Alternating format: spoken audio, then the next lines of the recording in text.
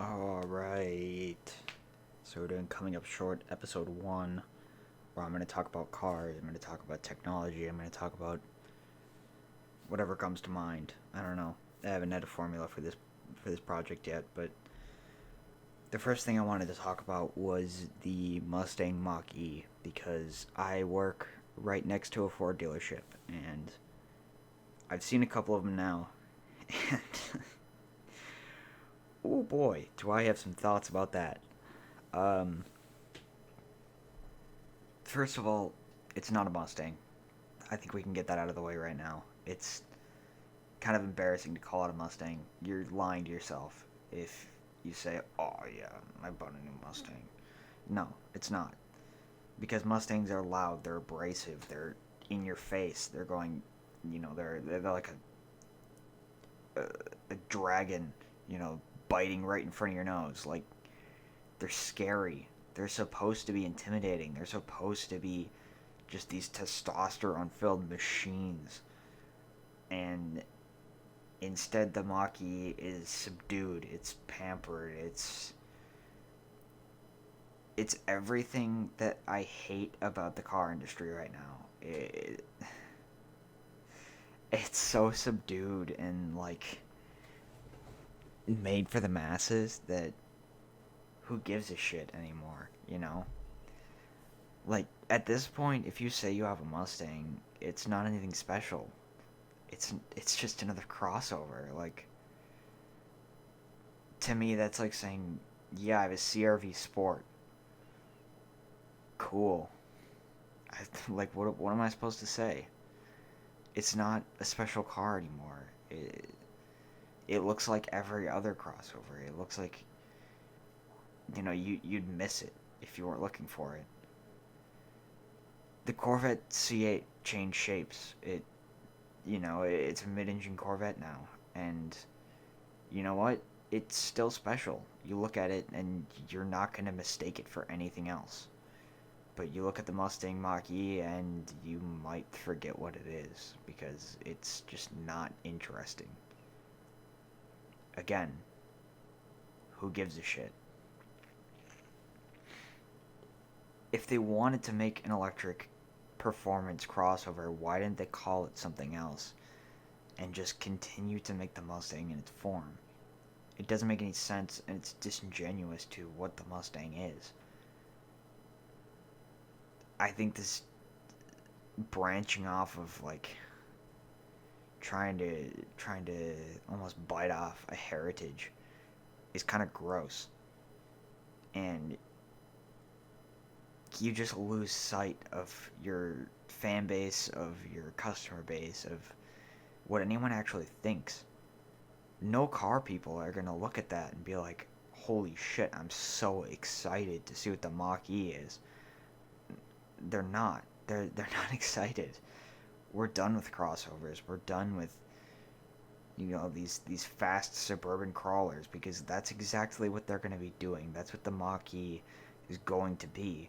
It's going to be something to take your kids to soccer practice, and well, none of little Timmy's friends are going to be looking at it as anything more than a crossover. Whereas if you bring your kid to soccer practice in a Mustang, you're the cool dad. You're the one on the block that everyone wants to be friends with. Nobody wants to be friends with somebody with a crossover. It's boring. It's not anything that will make you start a conversation. Unless you're having a conversation with a car guy who's making fun of it. Because it's not anything interesting. It's horribly, horribly bland and boring and just pandering to everything that that is, the modern customer base of vehicles. Um, it's just hard to imagine spending the money for one.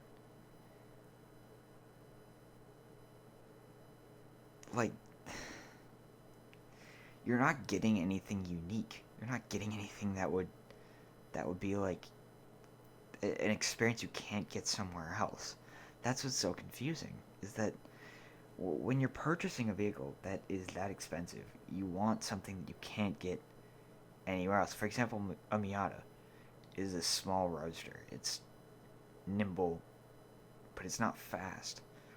And it creates an experience that is hard to replicate. I mean, the Suzuki Cappuccino comes close, but you can't buy that in America. But you can buy plenty of crossovers, and that's what the Mach-E is now. It's a crossover. It's not a unique experience. Whereas having a Mustang was a unique experience. Camaros made a very different sound, and they had a very different appeal. What made a Camaro appealing is very different than what made a Mustang appealing. Mustangs were inherently flawed. They were a little bit weird. They were kind of goofy, but they were also aggressive. Camaros were always more refined. They were track machines. They were GM products of engineering that wouldn't be put out until they can be sure they were safe. Whereas Ford was willing to take risks. They were willing to say, hey, we got pretty close to a safe product, but why don't you test it out for us?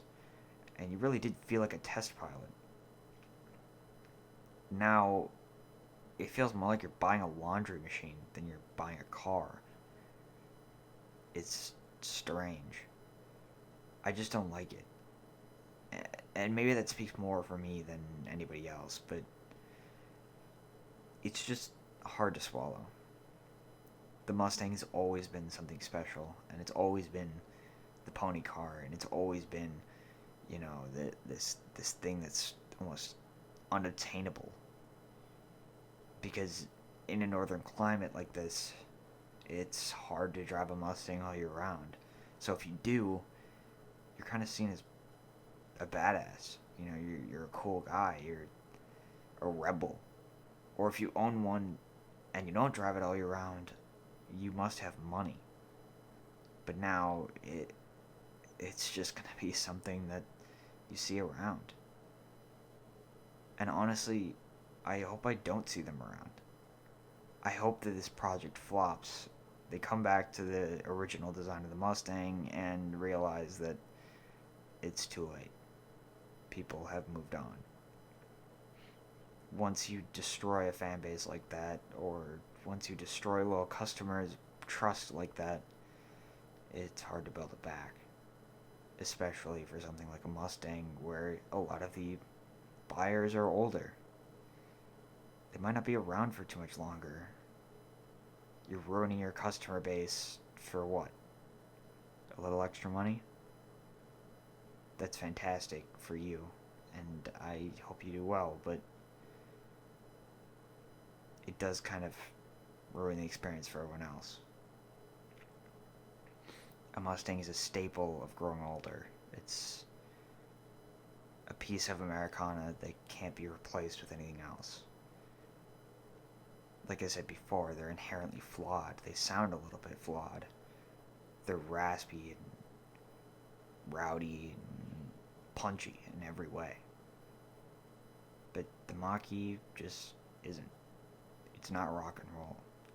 It's pop. It's eclectic. It will forever be something that's missed in the void.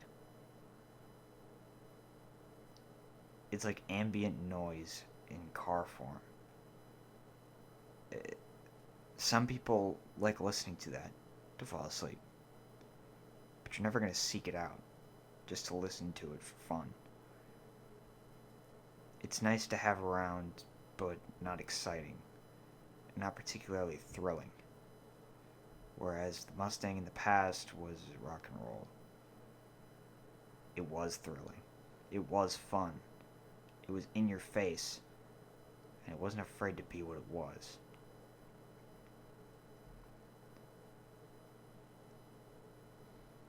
It's unfortunate, but that's the world we live in, I suppose. I don't want to say that we're getting softer as people, because I don't know if that's true, but it definitely feels like things are changing for the worst in the car industry. And as a young person, I just hope that we don't lose sight of what made cars great. What made cars great was that car makers were willing to take chances. They were willing to do things that were a little bit weird and a little bit goofy. They were willing to build ridiculous machines like the Hellcat or the GT350 or even the Corvette ZR1, Viper ACR. These are all American cars that broke boundaries, that made you feel uncomfortable with how fast they were and how aggressive they were. And they're gone.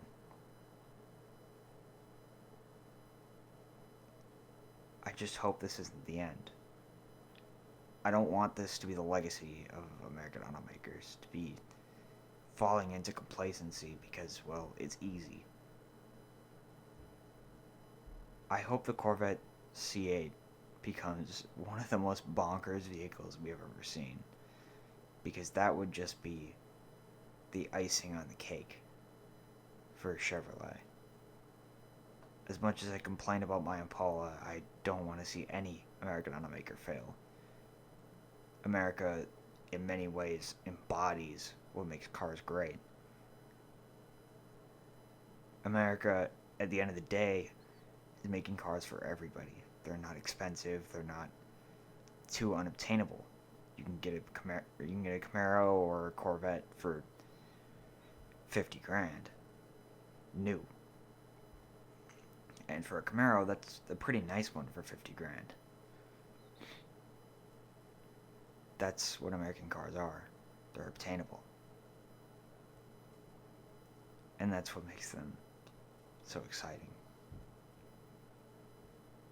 The American supercar is not dead. And I would never want it to be. But it's certainly difficult to see its future when you see what the Mustang has become.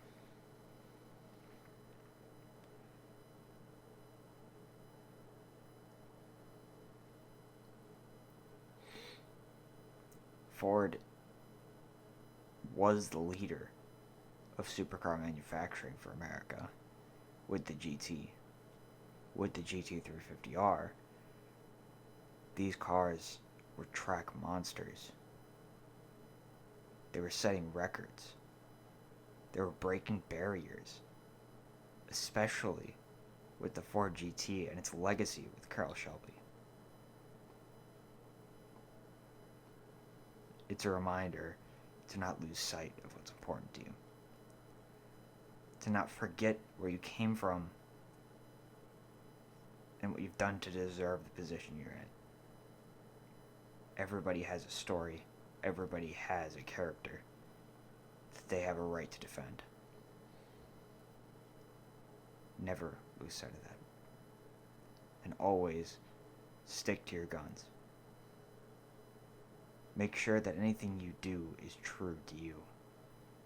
Because you don't want to be a mach-e. You want to be a GT350R.